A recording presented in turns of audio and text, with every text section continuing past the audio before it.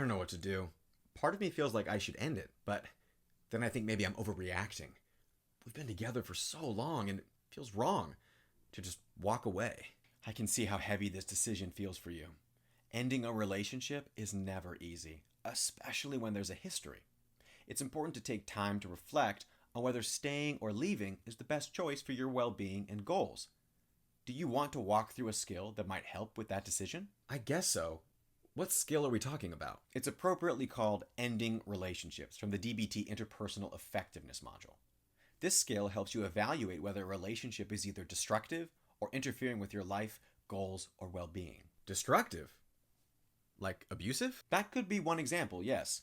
A destructive relationship means that the relationship either spoils the quality of your life or damages parts of yourself, like your physical safety, self-esteem, happiness, or peace of mind. It might also destroy your ability to care for the other person. Does any of this sound familiar when you think about your relationship? Well, I can't say for sure if it's abusive, but there are times I feel like I'm losing parts of myself. I don't feel as confident as I used to. I'm constantly second-guessing my decisions and even how I feel. It's exhausting. That sounds really tough. Losing confidence and constantly second-guessing yourself could be a sign that the relationship is eroding your sense of self-esteem or peace of mind. Those are important aspects of your well-being, and it's valid to take that seriously. I hadn't really thought of it that way. It's not like he's trying to hurt me, but I'm not happy. It's like I'm always on edge. Your feelings of being on edge and unhappy are important indicators. Destructive relationships don't always involve intentional harm. Sometimes the relationship itself, through how it's unfolding, leads to that destruction of peace. Another thing to consider is whether the relationship is interfering with your life. What do you mean by interfering?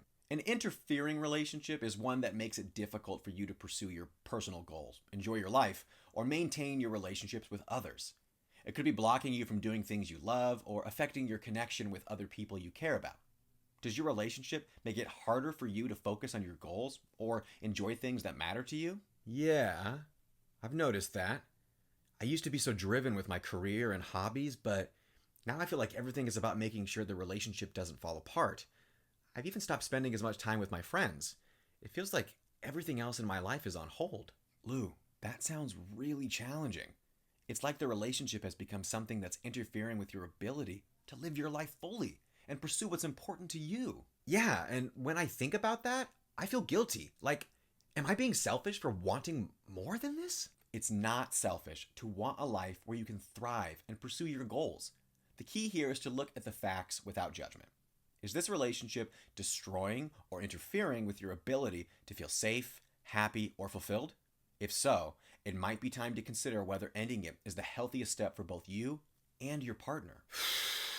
I guess it's not just about sticking it out because it's familiar. It's about whether this relationship is good for me and my life. Exactly.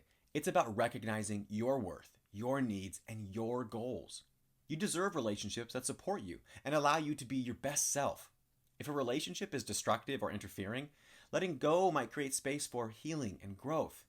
And you don't have to make that decision alone.